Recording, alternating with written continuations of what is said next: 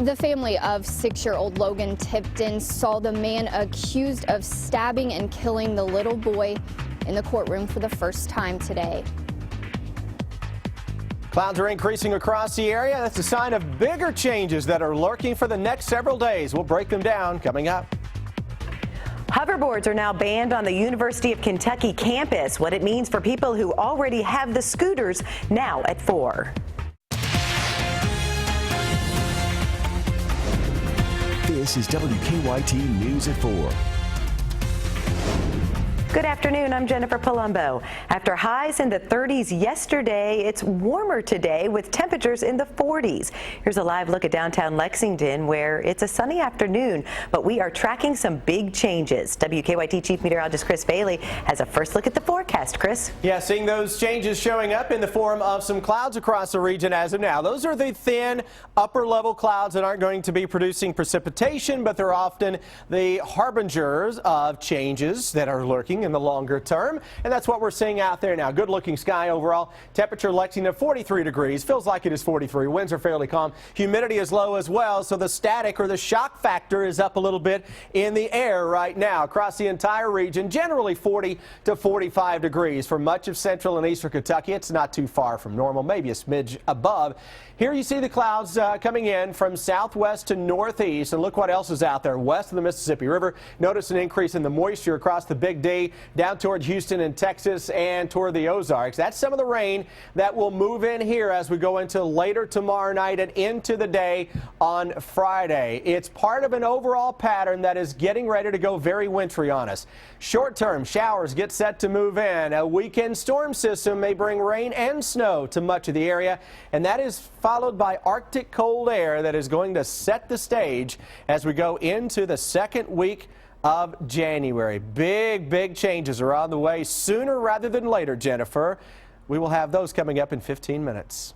We'll see you then, Chris. An Indiana man accused of killing a Central Kentucky boy inside his bedroom went back in front of a judge today.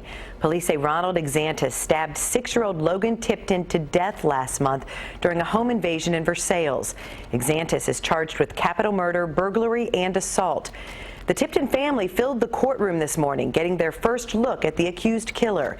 Hillary Thornton is in Versailles with the latest. It's our top story at 4.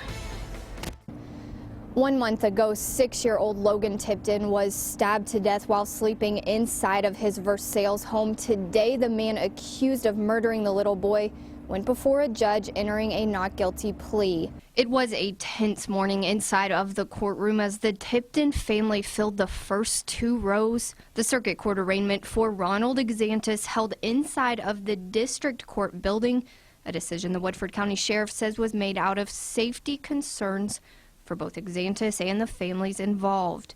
Once inside of the courtroom, the attorney for Exantis entered a not guilty plea. She also asked that any evidence the Commonwealth has be turned over as soon as possible so they can really start preparing for what she says is not a typical murder case. This is a death penalty case. The United States Supreme Court has said, and I quote, "Death is different. It is different from any other criminal case." We're not fighting to keep my client out of jail. We're fighting to keep him alive.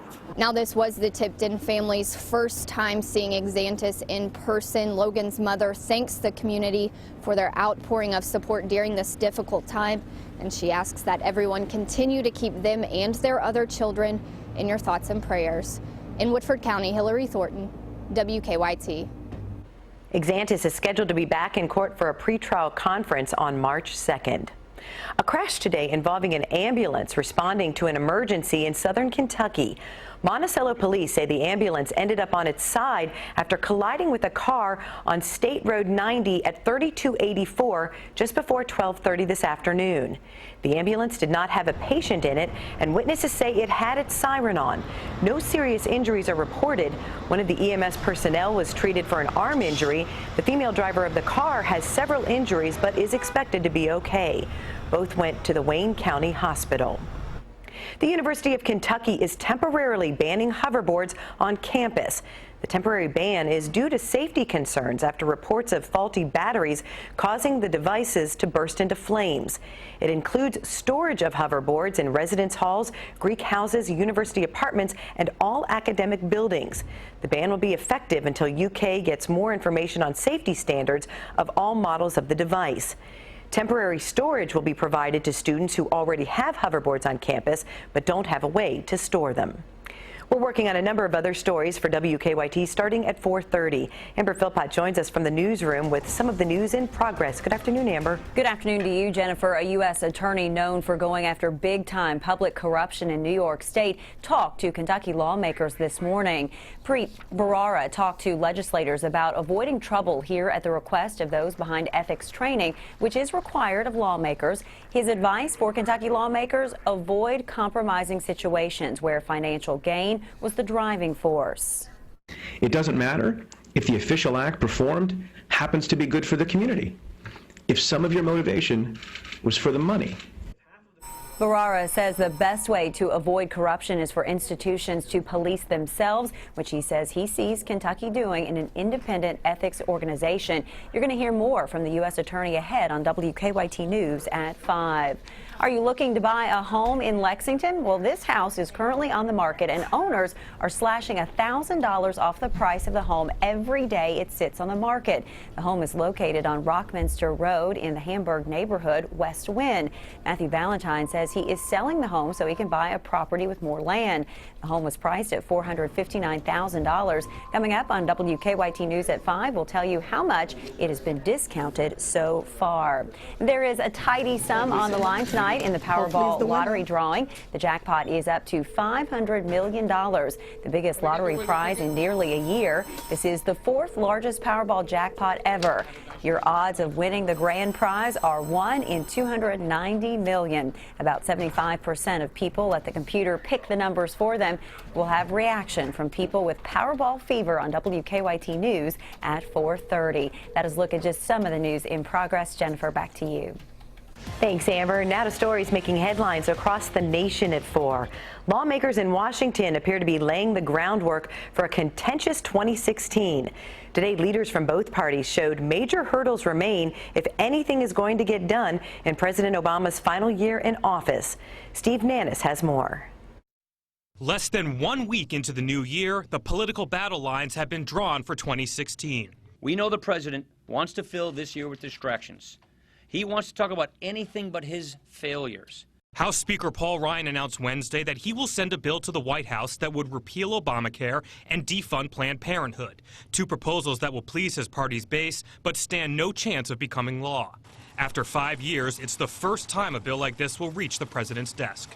For years, Senate Democrats have been blocking and filibustering these bills. This is too important to let up. President Obama has already promised to veto the bill, and Republicans don't have enough votes to override it. Enough is enough. On Wednesday, House Democratic leaders blasted the proposal and warned of its potential consequences. Apparently, the Republican New Year's resolution for 2016 was the same as it was in 2015. Which is to attack women's health. And when it comes to Obama's new gun control proposals, Speaker Ryan says he's looking at all options and not ruling out legal action. We will not take this distraction for more than it is, a distraction. Lawmakers in Washington starting 2016 much as they ended 2015. Sharp disagreements on policy issues with few signs of potential compromise, setting the stage for a combative 2016 on Capitol Hill. In Washington, I'm Steve Nannis reporting.